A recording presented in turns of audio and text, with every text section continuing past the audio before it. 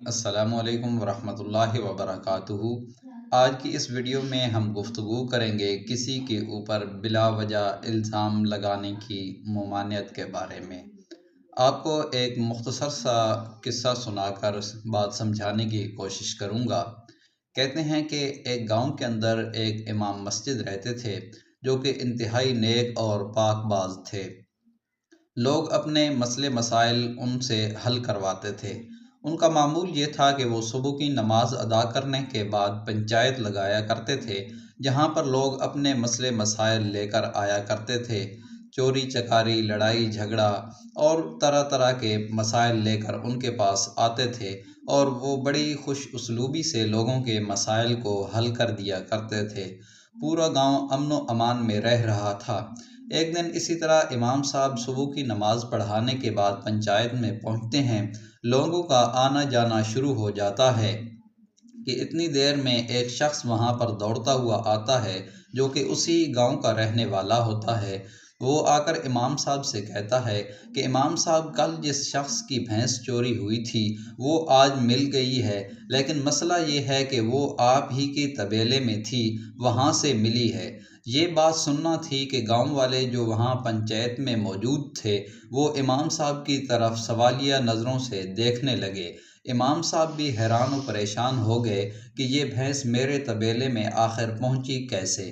تو لوگ وہاں سے اٹھ کر جانے لگے کہ امام صاحب ہمیں تو امن و امان سے رہنے کی اور چوری نہ کرنے کی تلقین کرتے ہیں، اور خود انہوں نے کسی شخص کی بھینس چرا لی ہے۔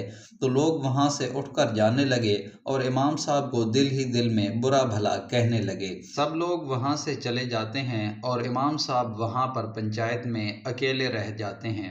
کچھ دیر گزرتی ہے کہ پھر وہی شخص دوڑتا ہوا آتا ہے اور آ کر امام صاحب سے کہتا ہے کہ امام صاحب مجھے معاف کر دیں۔ وہ امام صاحب کے قدموں میں گر کر امام صاحب سے معافی مانگنے لگتا ہے۔ تو امام صاحب کہتے ہیں کہ کس چیز کی معافی مانگ رہے ہو؟ وہ کہتے ہیں کہ حضور والا، مجھ سے بہت بڑی بھول ہو گئی ہے کہ صبح جو میں نے آ کر یہاں پر کہا تھا کہ وہ بھینس آپ کے طبیلے سے ملی ہے، وہ آپ کے طبیلے سے نہیں ملی تھی بلکہ آپ کے پڑوسی کے طبیلے سے ملی تھی۔ مجھ سے سمجھنے میں غلطی ہو گئی۔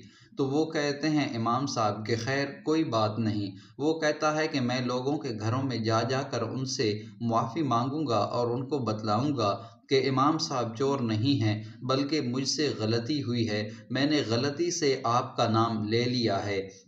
تو امام صاحب اس سے کہتے ہیں کہ تم نے جو بات کہی ہے، اگر تم یہ بات کرنے سے پہلے اس کی تصدیق کر لیتے تو کتنا ہی اچھا ہوتا۔ میری سالوں کی محنت، میری سالوں کی کمائی ہوئی عزت تم نے صرف 2 لفظوں سے ہی برباد کر دی۔ اب جب تم ان لوگوں کو جا کر میری طرف قائل کرنے کی کوشش کرو گے، وہ لوگ قائل تو ہو جائیں گے لیکن ان کے ذہن کے اندر یہ خلش ہمیشہ باقی رہے گی۔ لیکن اگر تم یہ بات کرنے سے پہلے سوچ سمجھ لیتے، کسی سے اس بات کی تصدیق کر لیتے تو کتنا ہی اچھا ہوتا۔ آج ہمیں بھی یہ بات دیکھنی چاہیے کہ ہم کسی کے اوپر کوئی الزام لگا رہے ہیں تو پہلے اس کی تصدیق کر لیں، تصدیق کرنے کے بعد ہی آگے بات کریں۔ یہ نہ ہو کہ ہم اس کے اوپر بے جا الزام لگائیں اور اس کی عزت خاک میں ملا دیں۔ اللہ رب العزت سے دعا ہے کہ اللہ رب العزت ہمیں بہتان لگانے سے بچائے۔ آمین۔